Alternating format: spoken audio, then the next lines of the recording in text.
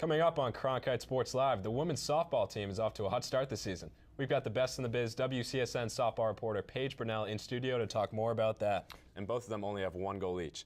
Now, I talked to both Haviland and Rogers, and they said their biggest problem is movement. It is great to finally be here. You're absolutely right. Couldn't be happier, and this week is a great week to talk Sun Devil athletics, Nick. Winter sports are coming into the final stretch of their seasons, and spring sports are just getting started up. It's a very exciting time for ASU athletics, so let's jump right into it. Well, I think it hurts it a lot. ASU is 1-3 against top 5 teams, and that one win came against a 1-1 Colorado at the beginning of the season, who had no business being ranked the number 2 team in the country at that point. Now, they definitely need to play better against good teams because that's how you win a championship, is beating good teams. On top of that, Rogers also said that there was an IQ issue. They need to improve that. He said there wasn't a lot of communication within that attacking unit. So I look at that offense to really improve. They need some serious improvement throughout the season.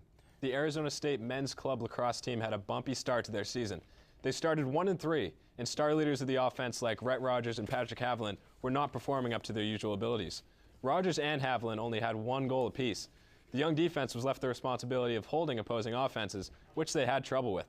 Luckily for the Devils, players like Jake Marthins and Ben Parietti stepped up to stop the bleeding early in the season. The chunk of the Sun Devils' difficult matchups were early on in the season, which can certainly affect a team's morale going down the road. Last game, this all changed. The Sun Devils upset the number 2 team in the nation, Colorado, 11-7, and got themselves back on the right track.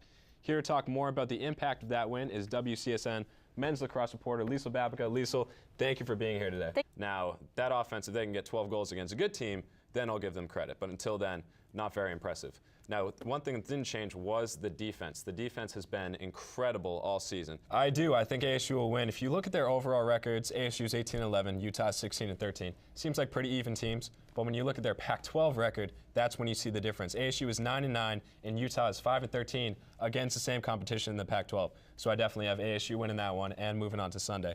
Now, last question before we let our lovely producer in the studio, Marcella, pick a winner.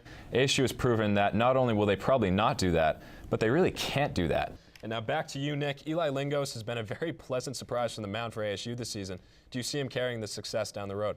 I think they will win this game. ASU, they're coming off a 5-game road stretch. They're finally home, and they're the better team. So I definitely would not bet against ASU in this one, Chris.